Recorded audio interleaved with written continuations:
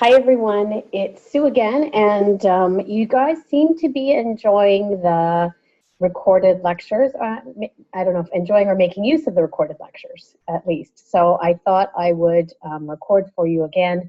And in this one, what I'm going to do is present just a couple of minutes overview of this idea of caring theories and how they straddle both the totality and the simultaneity paradigms, and then talk about Leininger's transcultural nursing approach and how unique that is within nursing and how critically important it is, and how it exemplifies some of the really important facets of a caring theory.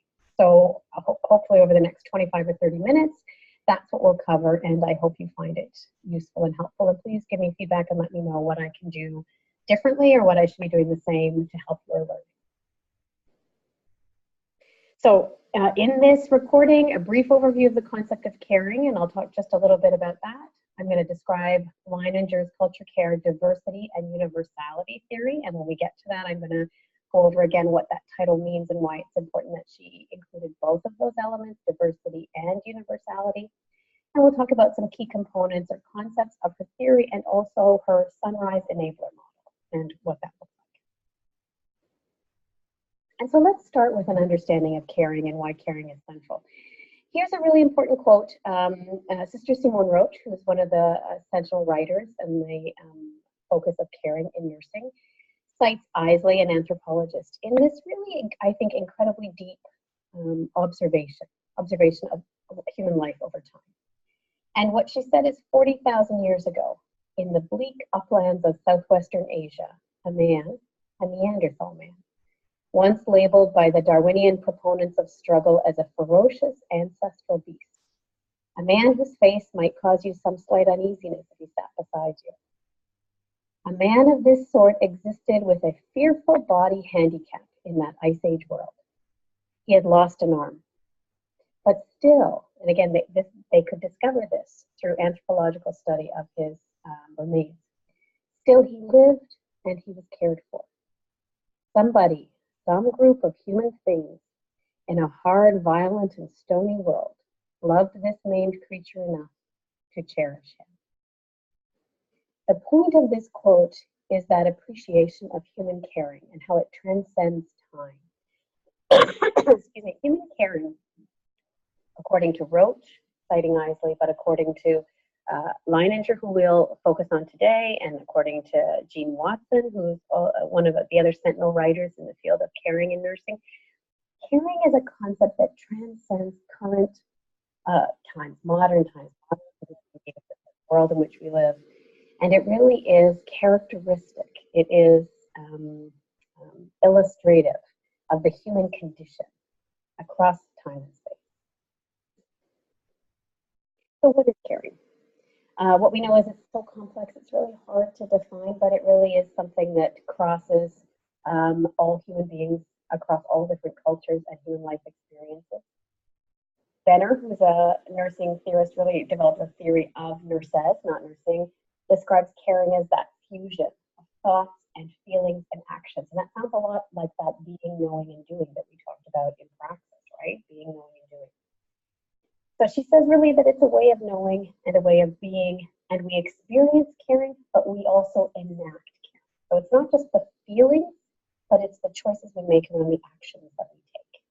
And it depends on the context. A caring experience or a caring approach in one context may not be interpreted that way in another context.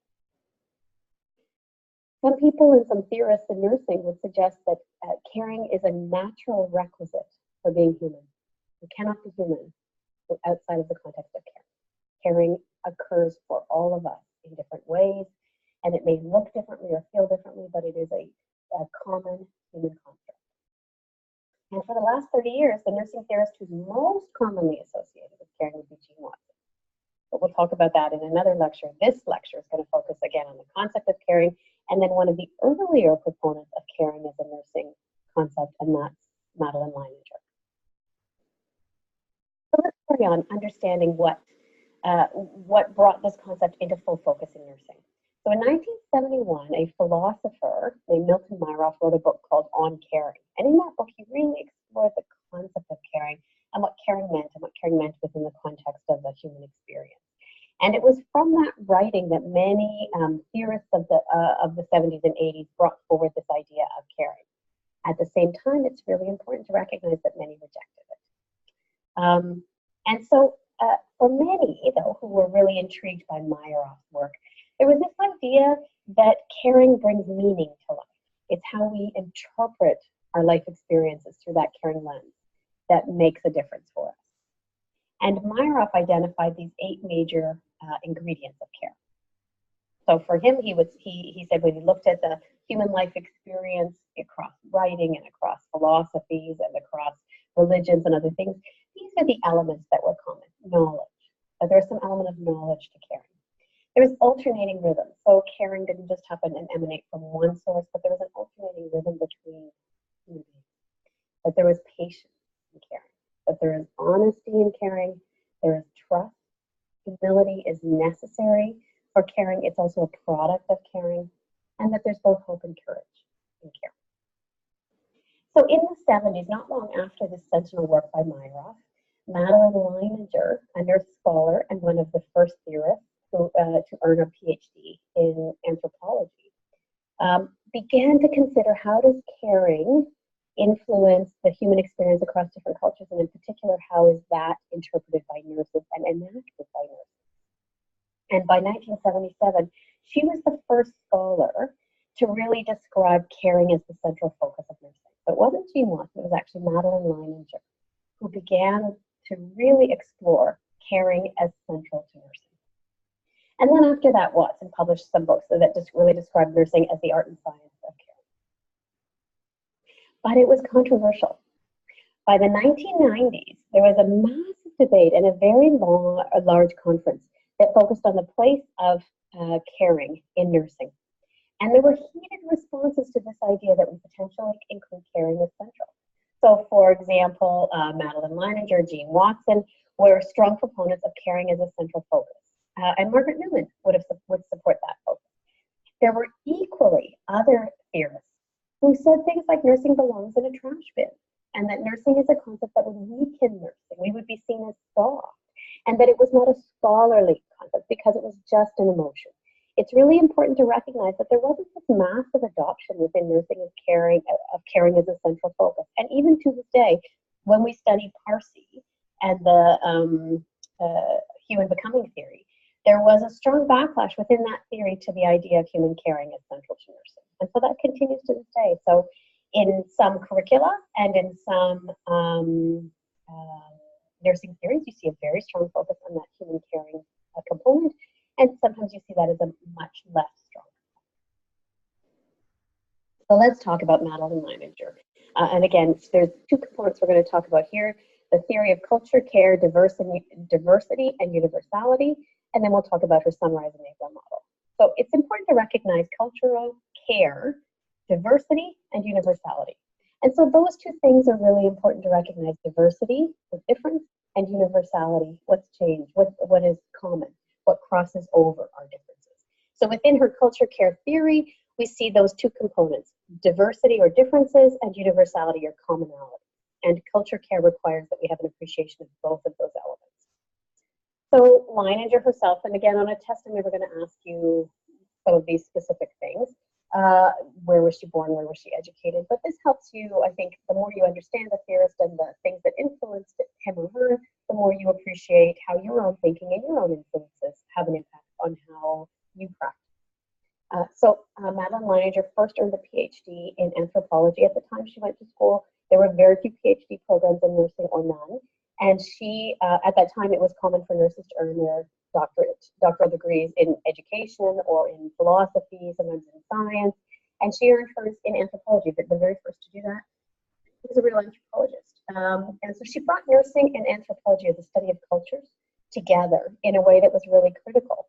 And so she initiated this field of nursing that was really unique in that it focused on the human cultural requisites, human cultural needs, and how those are intimately related to health and the human experience, and developed the field of transcultural nursing. Really critically important that she was the initiator of the field of transcultural nursing, which many of us take for granted as a core element of our nursing practice. Certainly CNO expects that we have cultural competency and RNAO through their BPGs. Her culture care theory remains the only theory that's today that's focused specifically on transcultural nursing. It remains relevant. We still use it. The most recent Canadian textbook on cultural competency in nursing in Canada by Rani Srivastava still uses Leininger's model as the basis for her theory. And around the world, this theory is highly recognized, well-researched, and continues to be used in practice. So again, we talked about that nursing research conference that really focused on caring. 1978 was the very first one, and they've continued to have those conferences. She also developed the theory of culture care that used what she called the ethno-nursing method. And this was the very first nursing research method, a research method specific to nursing. And it was a research method that focused on how you understood an individual's culture and within the context of their cultural group and their unique requisites for health and how they chose to live. She did field study as a transcultural field study as a nursing scholar and lived amongst various Indigenous populations and developed undergraduate and graduate courses in transcultural nursing. And for many of you, you will have experienced those yourself in your program. Okay. So in her culture care, diversity and universality, remember we talked about those two things, diversity or differences, universality or commonality. She really focuses on describing and explaining and predicting between people, nursing similarities and differences.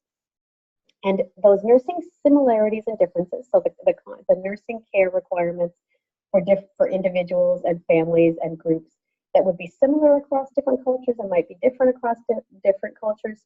We're focused primarily on that idea of what's the human care and caring requirement of individuals. So how is human care experienced by individuals in different cultures? This theory does not focus on medical symptoms. So just as we'll talk about Watson later, where her theory is really a movement away from cure, instead to focus on care, Leininger as well, this theory does not focus on medical symptoms, but rather it focuses on an approach to care that is important to the individual receiving care. So it's understanding what matters, what has meaning to the individual receiving care, what kinds of care activities have meaning to that individual, and tailoring the care that you provide so that it is meaningful for that person. So she started to work on this in the 1950s. Can you imagine? So we're talking about 65, 75 years ago, and well into the 1960s, and really focused on that idea of the meanings and the ways to give care to people who have different values and different life ways, so they live a different life. So across different cultures, across different subcultures, it's really important to recognize what's meaningful and what are expressions of care, and what even would be common definitions of health. And the focus of the culture care diversity and universality theory was to help nurses to provide care to their clients, so individuals, families, groups, or communities, that fit with the values or the care expectations of those who are being cared for. So I don't provide the care that I believe is necessary. I don't provide the care based on your medical diagnosis. I provide care that would be meaningful or valuable from your own experience.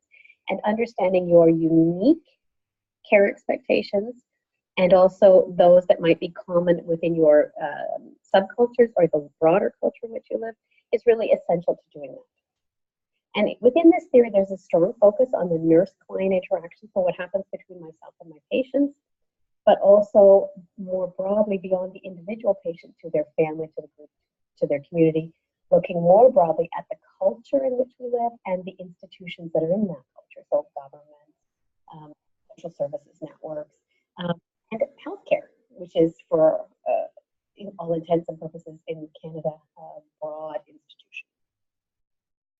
Now here's a link. I'm going to get you to, we're going to carry on with our discussion. You can come back and look at that link to listen to Leininger herself talk. It'll be interesting to hear, it's interesting to hear her own voice and her own perspective as she describes her theory and her approach.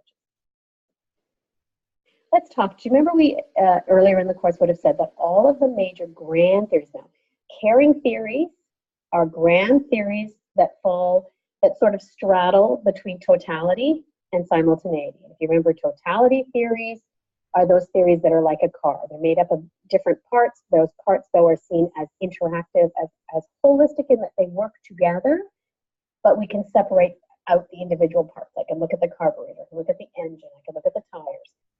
In a simultaneity theory, it's like the cake. Something happens within the construction of whatever it is, and in this case, the construction of a human being, such that we cannot divide people into their various components. Rather, human beings are more than and different from the sum of our parts. And so that's really critical. So that idea that within simultaneity we are in constant interaction with our and in mutual process with our environment, and within totality, the totality paradigm, we adapt or respond to our environment. The caring theories straddle both totality and simultaneity. They sort of are range between. So an example of a totality grand theory was Roy, and there's a lecture on that. The caring theories, which would include Leininger that I'm talking about today, and also Watson, straddle totality and simultaneity, and then later on we'll talk about some simultaneity grand theories. Regardless of which paradigm you fall under, the expectation is that a grand theory would define all of those four meta-paradigm concepts. And do you remember what those were? They're nursing, person, environment, and health. So consistent with that, we see that Leininger has defined those four meta-paradigm concepts. So she would describe persons as human beings who are caring and capable about being concerned with the welfare and the desires of others, and the continued existence, that we hope that people will do well, that they will be well, they will continue to carry on. And that human care is collective. It's not just one person to another person, but there is a collectivity to that nature. And that's seen is across cultures. That human caring and that collective caring of human beings is seen across all cultures. So that we're universally caring. And that survives across a range of cultures. And we provide a kind of common care, universality of care, in ways that are mediated or moderated by different cultures and different needs and different settings. And that people are recipients of care. And that care includes physical, spiritual, psychological, and sociocultural components. And that a person refers to not only individuals, but families, groups, and communities. Environment, she would say, includes not just what's existing outside of us, but the events that happen within our lives and the meanings and interpretation that we give to them. And so that includes physical, but ecological, so the ecology around us. Socio-political, so what are those structures around us and the social relationships and other things, and our cultural setting. She also talks about the environment as those existing forces outside of the human organism that happens within the context always of culture. Health is a key concept in transcultural nursing, and it's important for nurses to have understanding that is specific to a culture in which nursing is being practiced. So how does that particular culture define health, and what are their health goals around health, and then moving down to that individual within the culture. So we never make assumptions about how the members within a given cultural group would define health based on what we understand about that culture, but that's the backdrop by which we then begin an exploration of how that individual defines health and what health is to them. And so while health has a universal component across the culture, so within a culture, there may be a specific interpretation of health. And that represents beliefs, values, and practices within that culture. And a good example, I think, is something, an obvious one, it's kind of a simplistic one, but that idea of body weight and what would be a healthy body weight. And across different cultures, that's interpreted differently. And so this idea that health is both universal across all cultures, and it's also diverse. So within cultures, there's a difference. And the difference happens both culture to culture and within each member of a culture. So not everybody adopts those overarching beliefs 100% in the exact same way. And so many disciplines use this term transcultural to relate to transcultural nursing and health, or transcultural health. But nursing has the strongest history of applying this in very successful ways. Okay, in nursing, important concept. So For Leininger, nursing care and care itself has the greatest meaning. And that really explains everything about what nursing is. It is the fundamental human expression of care. And for Leininger, her belief is that nurses must be sufficiently prepared and have a transcultural perspective, so understanding of transcultural concepts, and a perspective where they are open and curious to the culture and life ways of individuals, families, groups, or communities, in order that they can value and practice true nursing. And she's developed 3 types of nursing actions that are culturally based, and they are consistent with the needs and the values of clients. And so these 3 ways of providing care are to support cultural care preservation or maintenance, cultural care accommodation or negotiation, and cultural care repatterning or restructuring. And so I'm going to just talk about those a little bit more here. But these modes of action for nurses are important because it's these modes of action, it's what we do that leads to the delivery of nursing care that is most consistent with the client's needs, right? It's most consistent with the client's health needs based on their cultural interpretation.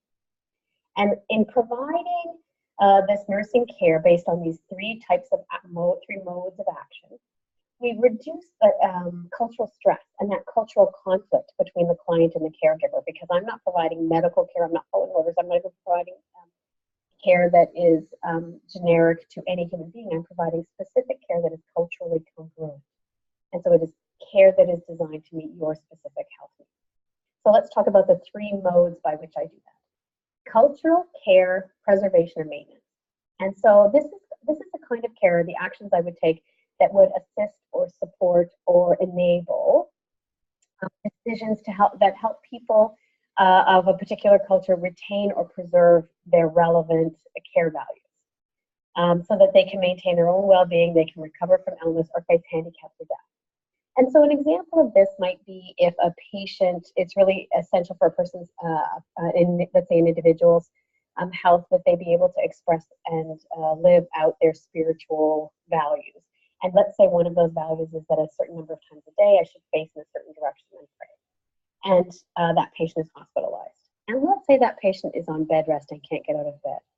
Now, it may be that I could go in there and say that's not possible and you need to move on in your expectations, and the patient may not realize they have any other options.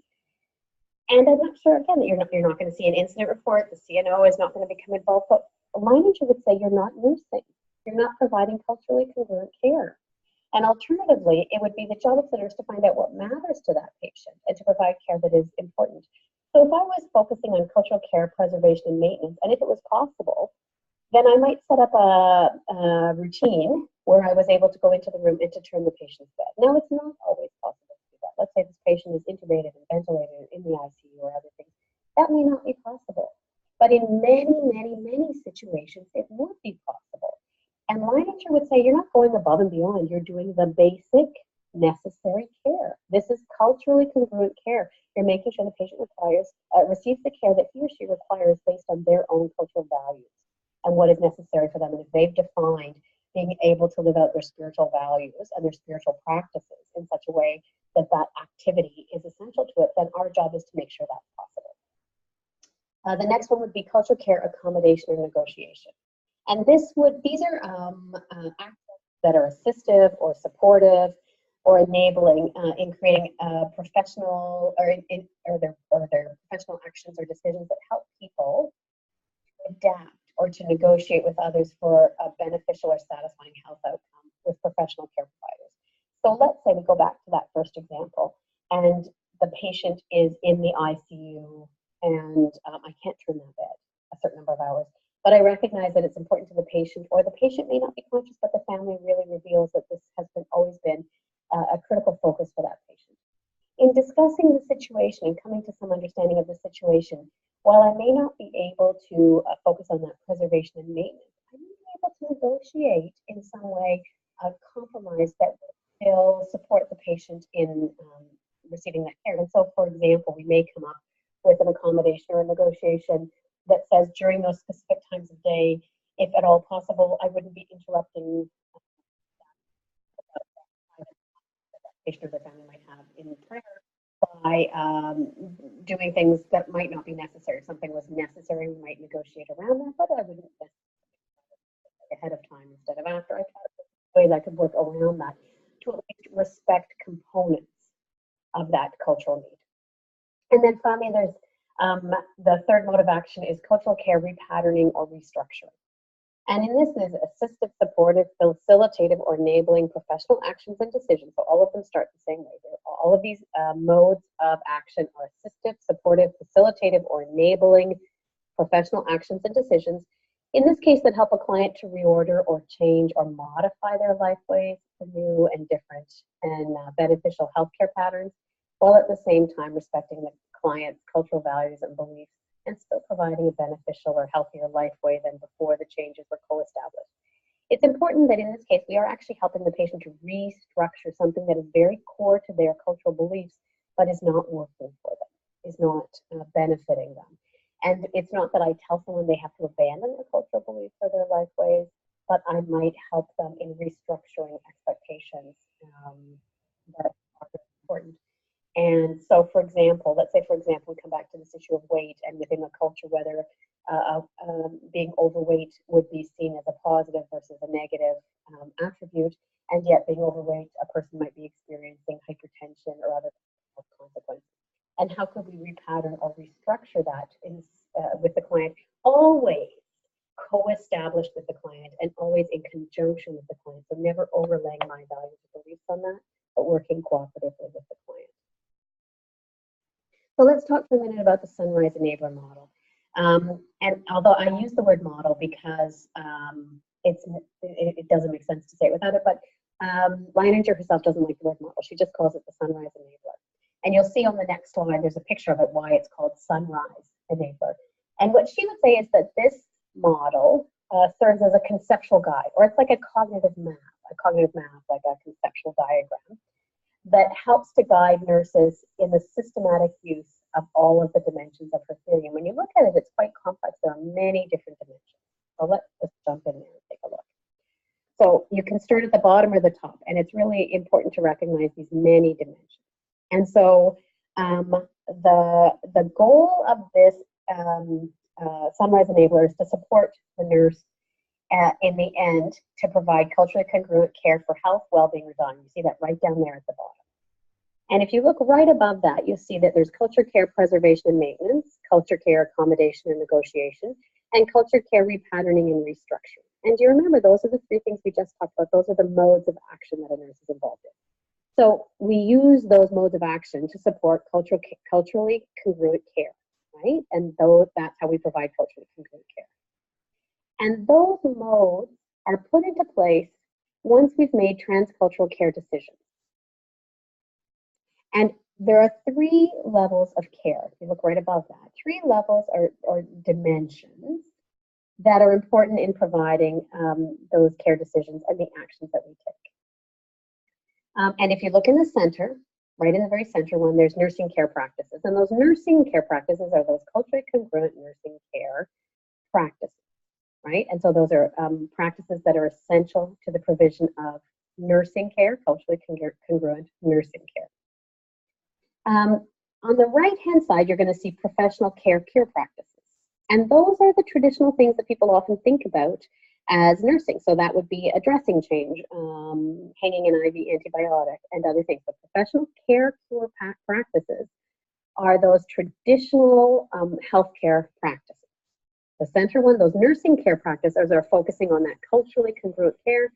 And then over on the left side, we see generic or folk care. And generic or folk care are the kinds of caring, healing approaches that are within the broader culture, within our broader culture. So folk care is an example of that might be how people find human touch comforting, potentially, or how when someone is feeling unwell, you might provide them with chicken soup or a cup of tea, something like that. So there's no specific health benefit except for the comfort that it provides, and that it may be culturally or a generic care vehicle. And again, so the focus here within this model, within that Sunrise, is individuals, families, groups, and communities. And so look at that, what looks like the Sunrise, and you see a half circle.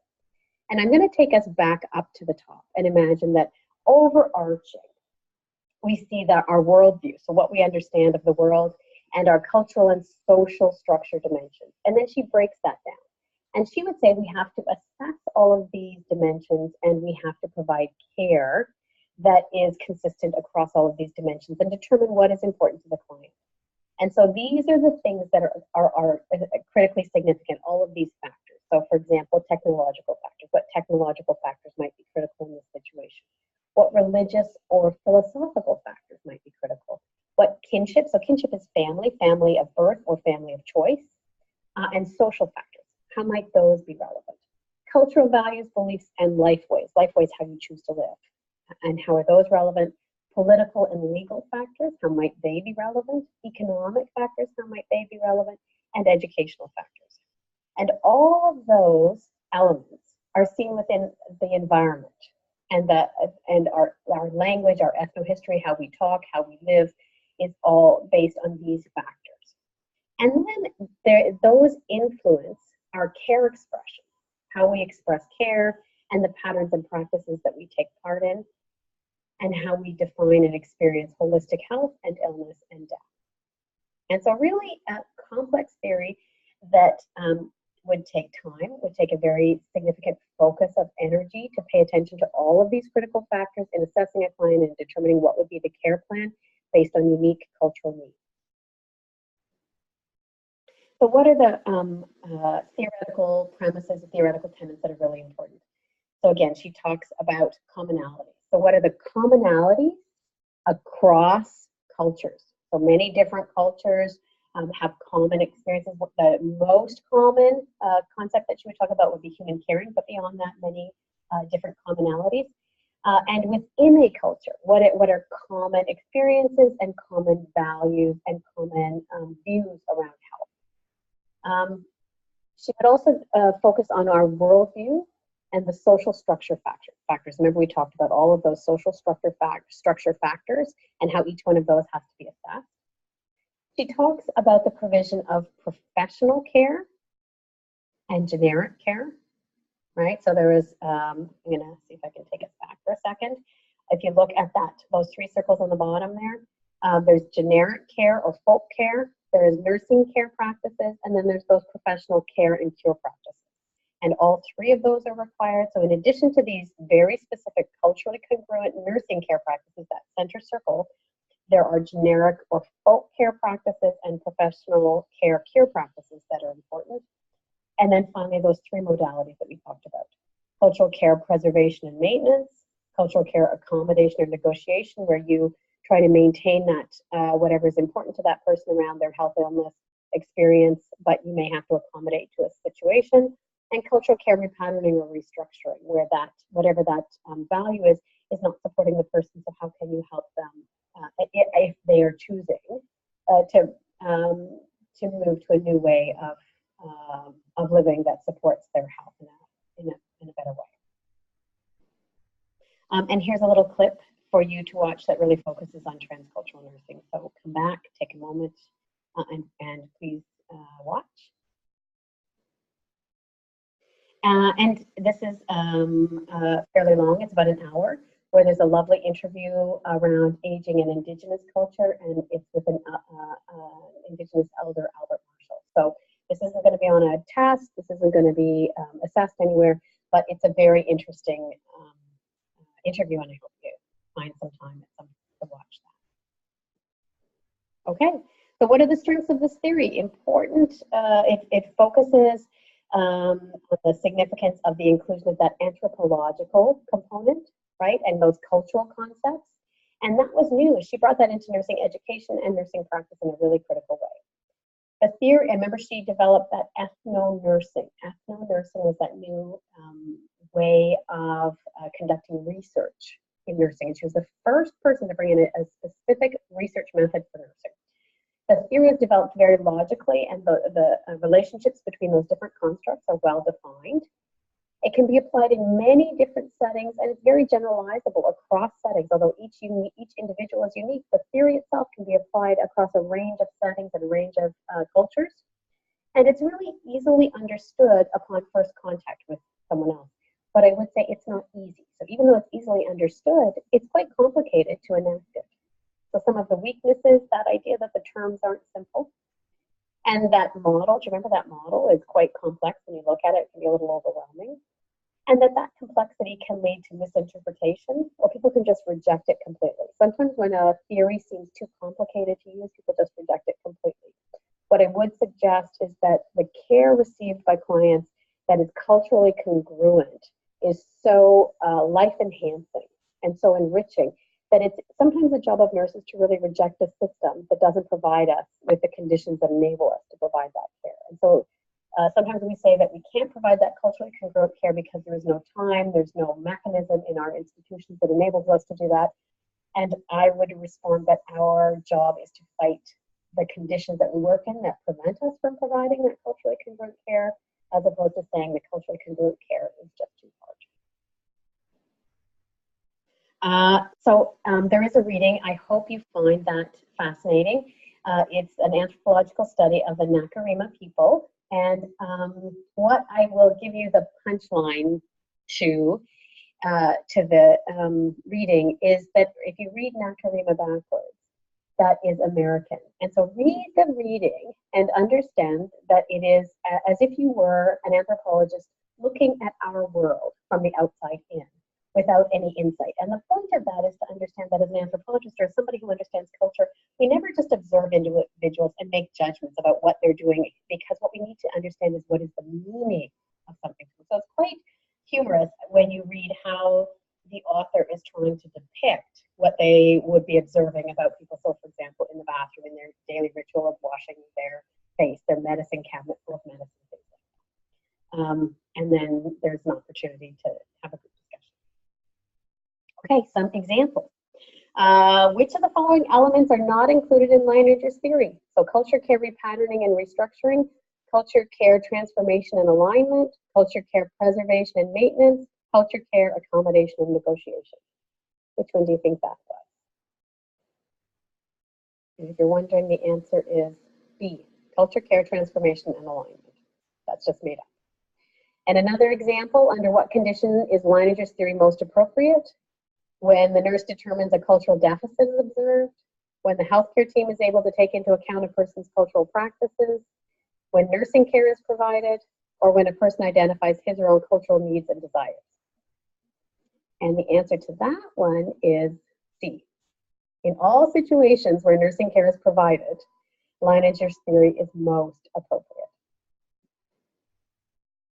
I hope you have found that helpful. I enjoyed spending a few minutes talking with you about caring and the concept of caring and its emergence in nursing, and then about a really fundamentally important theory that comes from a caring focus, but really is very unique in its transcultural origin, and that is Leininger's theory. So thank you for your time and attention, and I look forward to meeting you up here again sometime soon.